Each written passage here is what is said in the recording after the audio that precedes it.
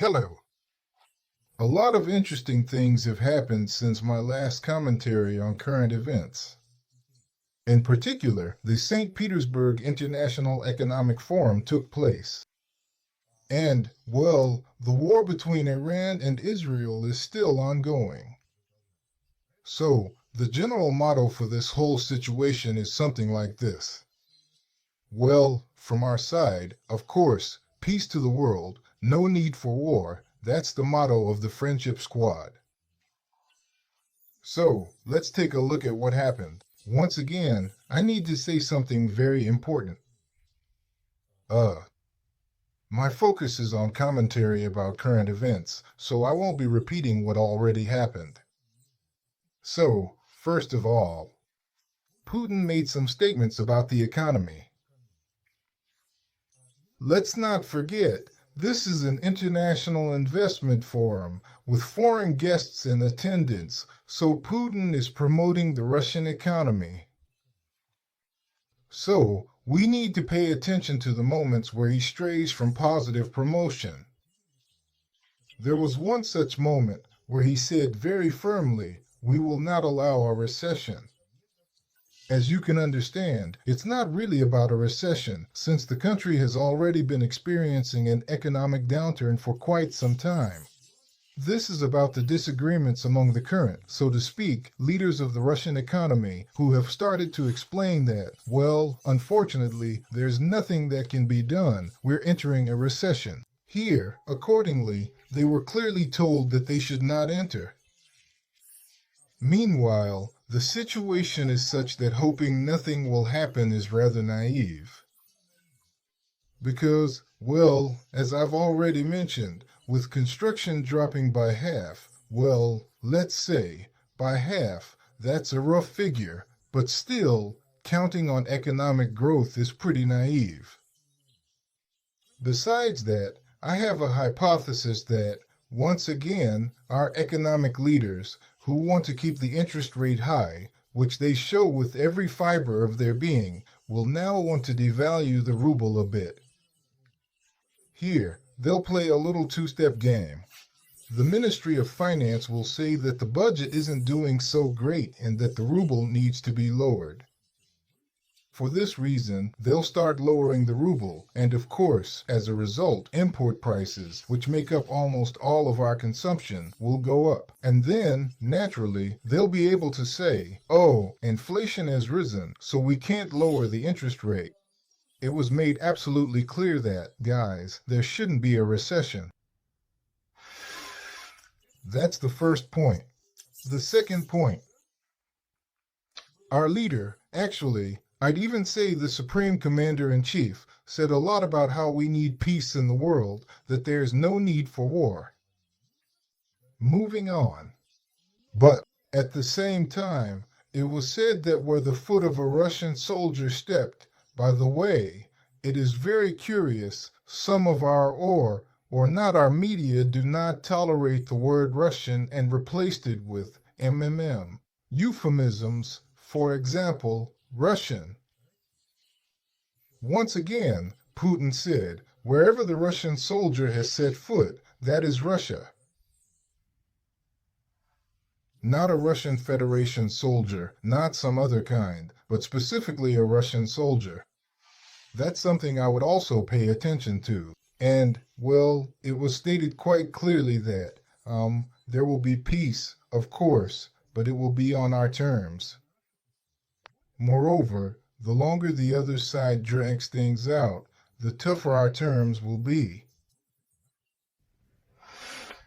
Oh, and lastly, there was this truly remarkable and fascinating discussion among the leading figures of the Russian economy headed by a man whom, ever since the corruption case involving Leonid Ilyich Brezhnev's son-in-law, I can only refer to as the lawyer. Well, that's already kind of a meme now, Lawyer Makarov. So, this discussion made such a strong impression on me that I am left speechless with admiration. And I won't be commenting on it at all. Now, accordingly, we're moving on to the Iran-Israel war. Here, the situation is really interesting because everyone is lying.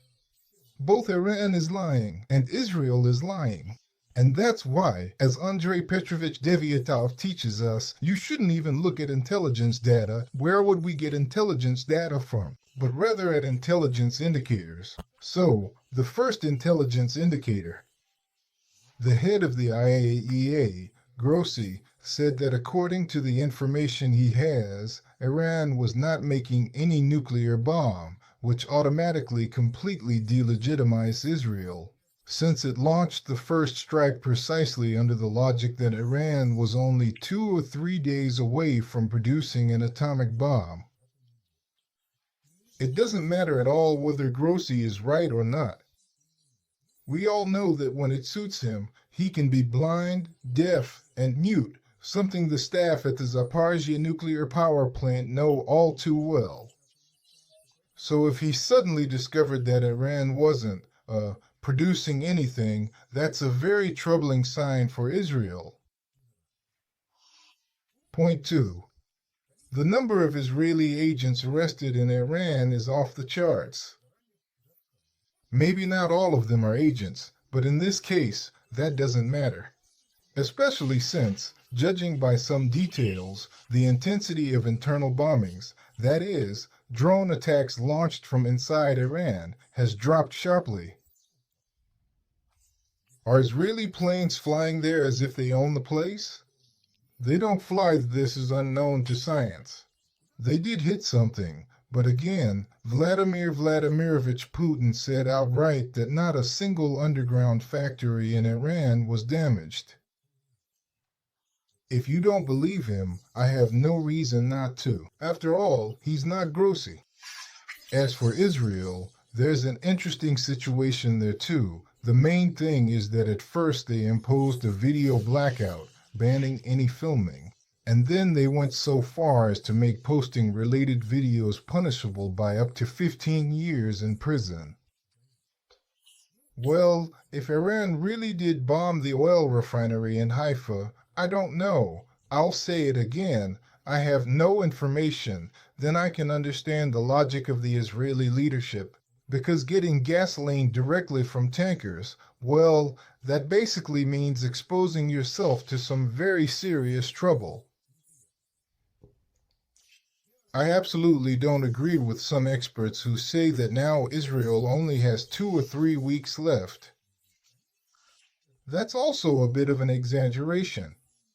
But still, it's safe to say that all the parties interested in preserving Israel, they really need to start thinking hard about this.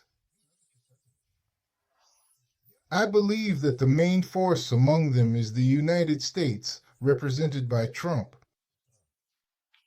At the same time, I fully understand that Trump is under tremendous pressure to strike Iran. By the way, I wouldn't rule out that Grossi's statement was made precisely to give Trump the opportunity, at least for now, not to carry out that strike. Knowing, more or less, what forces are pressuring Trump and what resources they have for this. Sorry, this isn't a politically correct topic, so I'll skip it. I tend to think that, with a high probability, they will still manage to persuade Trump. But, nevertheless, there is still a chance that things can be resolved peacefully. I'd like to point out that at the initial stage, when it was critically important for Trump to save Israel, but the pressure to strike Iran wasn't as strong, he already once said that it would be good if Putin could handle it. Today, I don't know whether Trump can afford to ask Putin for help or not. As of now, in fact, only Putin can be the mediator who could stop this situation. For a simple reason, everyone else has already shown themselves to be on one side or the other. In other words, we've seen that the picture of that terrible war we were talking about has changed a bit. Let's note, by the way, there's another intelligence indicator. At the moment it started, that is, when Israel struck Iran, the stock markets dropped sharply, but now they've almost recovered. What does this mean? It means that there are serious reasons to believe that, first, many market participants are betting that peace is still possible. I'm not. Once again, I can't say for sure, but the pressure on Trump to strike Iran is incredibly strong. If that happens, there's a very high likelihood that the Strait of Hormuz will be blocked and that Israel will be hit much harder. I don't want to say it would be devastating, but it would be close to that. Well, some of the more, let's say, extreme experts are saying things like, what if Iran already has a bomb? What if someone gives them a bomb, puts in nuclear materials that Iran already possesses, so that after an explosion it can be claimed that it was specifically an Iranian bomb, and then a nuclear strike is carried out against Israel as a so-called retaliatory nuclear strike against Iran? I can't really say anything about that.